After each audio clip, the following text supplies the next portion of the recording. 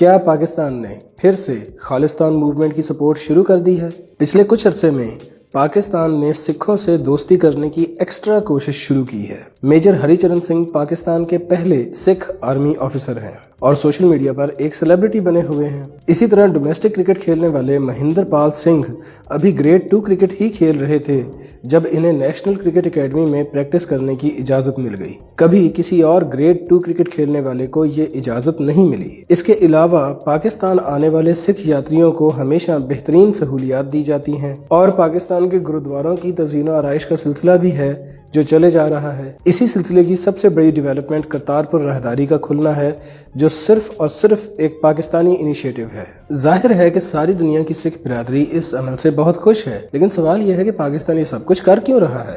آئیں حساب لگاتے ہیں۔ اس سے پہلے کہ ہم یہ فتویٰ لگائیں کہ پاکستان خالستان کی سپورٹ کر رہا ہے یا نہیں، ذرا یہ سمجھ لیتے ہیں کہ خالستان موومنٹ ہے کیا۔ 1940s میں ایک طرف پاکستان بنانے کی تحریک چل رہی تھی اور دوسری طرف آزاد ہندوستان کی، یعنی ہندو اور مسلمان دونوں اپنا اپنا ملک بنانے کے لیے انگریزوں سے لڑ رہے تھے۔ تب سکھ برادری میں پہلی بار یہ احساس پیدا ہوا کہ ہمارا بھی ایک اپنا آزاد ملک ہونا چاہیے۔ اس کی ایک بہت بڑی وجہ یہ بھی تھی کہ انگریزوں سے پہلے پنجاب میں سکھ حکومت تھی۔ مہاراجہ رنجیت سنگھ کے دور میں سکھ ایمپائر اتنی بڑی تھی کہ پشاور سے لے کر کشمیر تک، آج کے بھارت سے شروع ہو کر سندھ تک، یہ سلطنت تھی کہ ختم ہونے کا نام نہیں لیتی تھی۔ لیکن مہاراجہ رنجیت سنگھ کی ڈیتھ کے بعد انگریز پنجاب پر قبضہ کرنے میں کامیاب ہو گئے۔ پنجاب آخری علاقہ تھا جو بہت دیر تک انگریزوں سے بچا رہا کیونکہ سکھوں نے یہاں پر انگریزوں کو تگنی کا ناچ نچایا ہوا تھا۔ خیر، تو پوائنٹ یہ تھا کہ سکھوں میں بھی اپنا آزاد ملک بنانے کی تمنا تو 1940 سے ہی تھی۔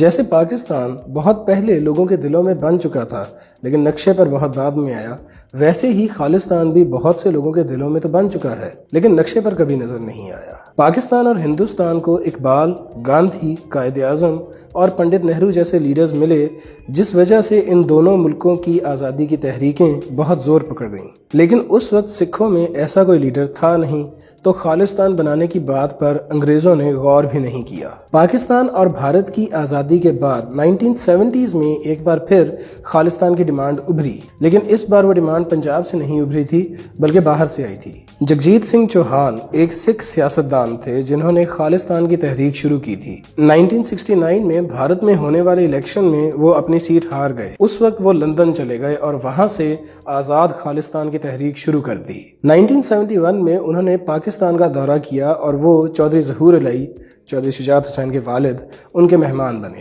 اس سے پہلے خالستان کی تحریک کو دنیا میں کوئی نہیں جانتا تھا، لیکن پاکستان میں جگجیت سنگھ چوہان کو ایک بہت بڑا ویلکم دیا گیا، میڈیا میں ان کی بہت زیادہ ہائپ کریٹ کی گئی، لگاتار ان کے انٹرویوز پبلش ہوئے وغیرہ وغیرہ۔ تو اس وقت خالستان کی تحریک ایک گلوبل فینومینن بنی۔ جب پاکستانی میڈیا کسی چیز کو مشہور کر رہا تھا تو انڈین میڈیا اس کے خلاف بولنے لگا اور اس طرح سے اس موومنٹ کو مزید پبلسٹی مل گئی۔ پاکستان کے بعد جگجیت سنگھ چوہان امریکہ چلے گئے اور وہاں پر انہوں نے نیو یارک ٹائمز میں آزاد خالستان کے اشتہارات شائع کرائے۔ انہوں نے ساری دنیا میں رہنے والے سکھوں سے یہ اپیل کی کہ وہ خالستان موومنٹ کی سپورٹ کریں اور انہیں فنڈ فراہم کریں۔ فنڈنگ مل جانے کی وجہ سے تحریک نے زور پکڑ لیا، لیکن جب بھارتی حکومت یا یونائٹڈ نیشنز کی طرف سے کوئی سنوائی نہ ہوئی تو تحریک دہشت گردی کی طرف مائل ہونے لگی۔ 1980s آنے تک یہ تحریک بہت زور پکڑ چکی تھی اور بہت سے نئے لیڈر اس میں شامل ہو رہے تھے۔ انہی میں سے ایک تھے جرنیل سنگھ بھندراوالے۔ یہ خالستان تحریک کے سب سے بڑے کردار ہیں۔ جرنیل سنگھ شروع سے ہی باغیانہ مزاج کی سیاست کرتے تھے اور اکثر مختلف مقدمات میں پولیس انہیں پکڑ بھی لیتی تھی۔ جرنیل سنگھ نے ڈپلومیٹک طریقے سے اپنے ملک کا مطالبہ کرنے کی بجائے طاقت کے زور پر خالستان حاصل کرنے کی کوشش کی۔ پنجاب کے مزاج کے مطابق جرنیل سنگھ کی بات جلدی اڈاپٹ کر لی گئی۔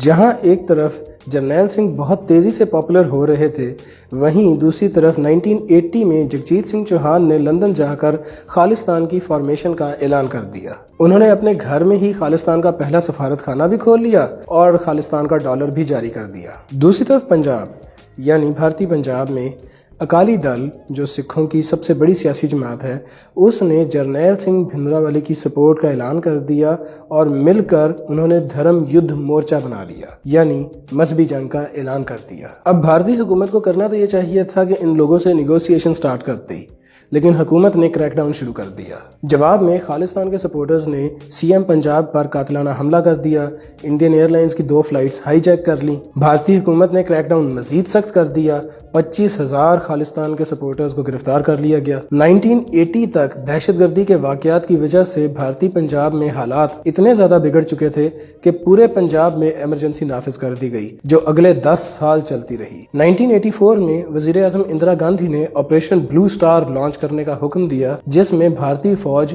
बूटों समेत गोल्डन टेम्पल पर चढ़ दौड़ी, जहां जरनैल सिंह ने पनाह ले रखी थी। सिखों के सबसे मुकद्दस मकाम गोल्डन टेम्पल में गोलियां चलती रहीं, धमाके होते रहे। बहरहाल जरनैल सिंह मारे गए। सिखों की नज़र में गोल्डन टेम्पल पर हमला करना वैसे ही है जैसे मुसलमानों की नज़र में खाना काबा पर हमला होगा। चंद महीने बाद इंदिरा गांधी को उन्हीं के एक सिख बॉडीगार्ड ने कत्ल कर दिया। 1985 में टोरंटो से दिल्ली आने वाली एक फ्लाइट को खालिस्तान के सपोर्टर्स ने बम से उड़ा दिया। ये 9/11 तक एविएशन की तारीख में सबसे बड़ी दहशतगर्दी थी। जब इंदिरा गांधी के बेटे राजीव गांधी वजीर आजम बने तो उन्होंने बातचीत से हल निकालने की राह अपनाई। जब जरनैल सिंह भी ना रहे और हुकूमत भी डायलॉग करने पर राजी हो गई तो तहरीक से शिद्दत कम होने लग गई। 1980s में दहशतगर्दी की कार्रवाइयां जारी रहीं, लेकिन कम होती गईं। 1990s आने तक दहशतगर्दी का अंसर इस तहरीक से पूरी तरह खत्म हो गया।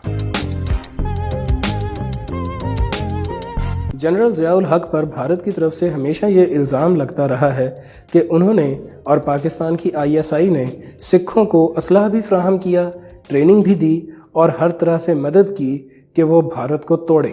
पाकिस्तान ने हमेशा इस इल्ज़ाम को डिनाई किया है, लेकिन ये तो ज़ाहिरी सी बात है कि पाकिस्तान की मॉरल सपोर्ट सिखों के साथ थी।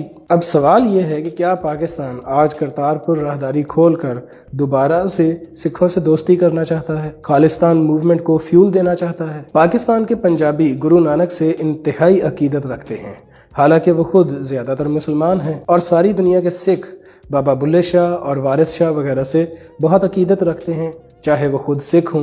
करतारपुर पर सारी दुनिया से पाकिस्तान आने वाले सिख बिरादरी के लोगों ने वापस जाने पर पाकिस्तान की बहुत तारीफें की हैं, और सिद्धू साहब ने जितनी तारीफें अपनी तकरीर में कर छोड़ी हैं शायद कोई पाकिस्तानी भी ना करता।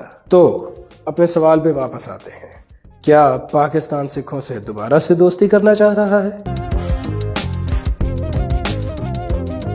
हाँ भाई, बिल्कुल दोस्ती करना चाहता है। आज के दौर में वही मुल्क कामयाब होता है जिसके दोस्त ज्यादा हों और दुश्मन कम। दूसरा सवाल ये हो सकता है कि क्या पाकिस्तान चाहता है कि सिख बिरादरी भारत में दहशतगर्दी शुरू कर दे? तो भाई ऐसा बिल्कुल नहीं है, क्योंकि वो दौर गुजर चुका है जब बंदूक उठाकर मुल्क बनाया जाता था। अगर आपके पास पब्लिक की सपोर्ट हो तो आपको बंदूक उठाने की जरूरत नहीं रहती। एक धरना दे दें तो रेफरेंडम कराना पड़ जाता है हुकूमत को। अभी रिसेंटली होने वाला स्कॉटलैंड का रेफरेंडम इस बात की मिसाल है। बल्कि आजकल तो अगर किसी तहरीक में दहशतगर्दी का एलिमेंट आ जाए तो रेफरेंडम मुश्किल हो जाता है, जैसे कश्मीर में हो रहा है, जैसे फ़लस्तीनियों की कोई नहीं सुनता। तो बात सिर्फ इतनी सी है, पाकिस्तान बिल्कुल सिख बिरादरी से दोस्ती करना चाहता है, क्योंकि पाकिस्तान को लगता है कि हिंदुत्व पर जान छिड़कने वाले लोग शायद पाकिस्तान को बहुत देर तक दुश्मन ही मानते रहें। कम से कम बाकी भारत तो दोस्ती करे। पाकिस्तान जिसकी भी तरफ दोस्ती का हाथ बढ़ा सका बढ़ाएगा, और ऐसा करना भी चाहिए। दुआ में याद रखिएगा। अगली वीडियो में मिलते हैं।